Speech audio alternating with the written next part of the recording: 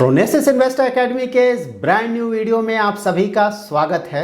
सेबी का जो good news है म्यूचुअल फंड इन्वेस्टर्स के लिए, उससे पहले आज मैं आपको एक और गुड न्यूज़ दूंगा। ऑफ कोर्स इसे आप एक बोनस गुड न्यूज़ की तरह देख सकते हैं। फ्यू मंथ्स पहले हमने इस यूट्यूब चैनल पे म्यूचुअल फंड पोर्टफोलियो रिव्यूज़ का सीरीज स्टार्ट किया था और वो सीरीज काफ़ी पॉपुलर हुआ था, बट या लास्ट फ्यू मंथ से हमने ये नहीं किया है। लेकिन अभी तक आप लोगों का काफ़ी रिक्वेस्ट आता है कि हम फिर से इस सीरीज़ को स्टार्ट करें।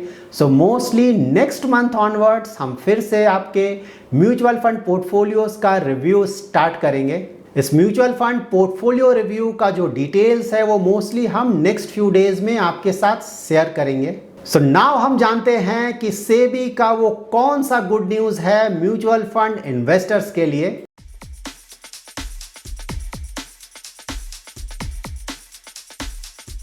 तो अभी तक म्यूचुअल फंड स्कीम्स में जो पैसिव ब्रीचेस होते थे उसे फंड मैनेजर्स अपने अनुसार रीबैलेंस करते थे।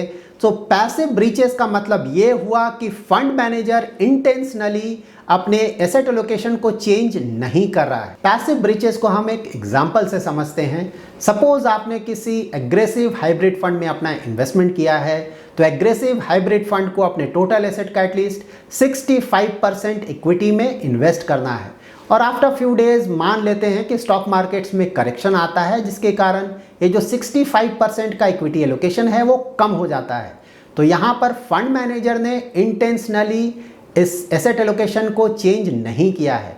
ये जो चेंज हुआ है बिकॉज ऑफ मार्केट कंडीशन हुआ है, एंड दैट्स वाई इसे हम पैसिव ब्रीचेस बोलते हैं। सो अभी तक ये जो भी पैसिव ब्रीचेस होते थे उसे fund managers basis there comfort rebalance करते थे, but now as per SEBI new circular 1 जुलाई 2022 से ओवरनाइट फंड्स को छोड़कर जितने भी म्यूचुअल फंड स्कीम्स हैं उन सारे स्कीम्स को, उनमें जब भी कोई पैसिव ब्रीच होता है तो उसके पोर्टफोलियो को रीबैलेंस करना पड़ेगा इन 30 डेज टाइम। अगर कोई फंड मैनेजर 30 डेज के अंदर अपने पोर्टफोलियो को रीबैलेंस नहीं कर पाता है तब उन्हें एक रिटेन जस्टिफिकेशन देना पड़ेगा investment committee of asset management company को। इस रिटेन जस्टिफिकेशन में उन्हें इन्वेस्टमेंट कमिटी को ये बताना होगा कि क्यों वो फंड मैनेजर 30 डेज में इस पोर्टफोलियो रीबैलेंस को नहीं कर पाए हैं, और अगर नहीं कर पाए हैं तो वो क्या स्टेप्स ले रहे हैं जिसके कारण ये जो पोर्टफोलियो रीबैलेंसिंग है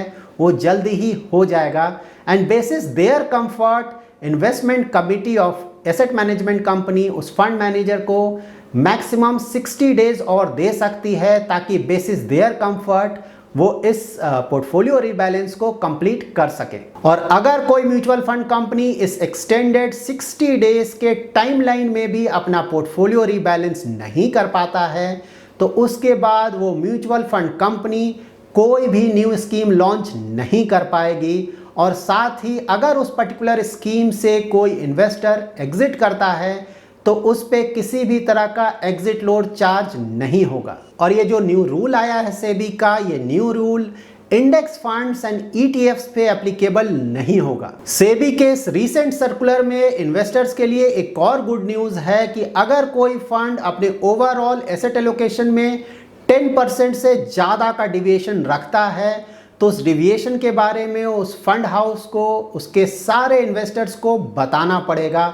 और जब वो फंड हाउस उस फंड का जो डिविएशन है उसको रीबैलेंस कर लेता है उसका जानकारी भी इन्वेस्टर्स को देना होगा। सो नाउ लेट्स होप कि ये म्यूचुअल फंड कंपनी अपने स्कीम इंफॉर्मेशन डॉक्यूमेंट में जो भी एसेट एलोकेशन मेंशन करते हैं उसे अब ये स्ट्रिक्टली फॉलो करेंगे, जो कि ओवरऑल इसके इन्वेस्टर्स के लिए काफ़ी अच्छा होगा। So that's it in this video. अगर आपको ये वीडियो पसंद आया है तो जरूर लाइक एंड शेयर करें, और अगर अभी तक आपने हमारा यूट्यूब चैनल सब्सक्राइब नहीं किया है तो जरूर सब्सक्राइब करें। Thanks a lot for watching.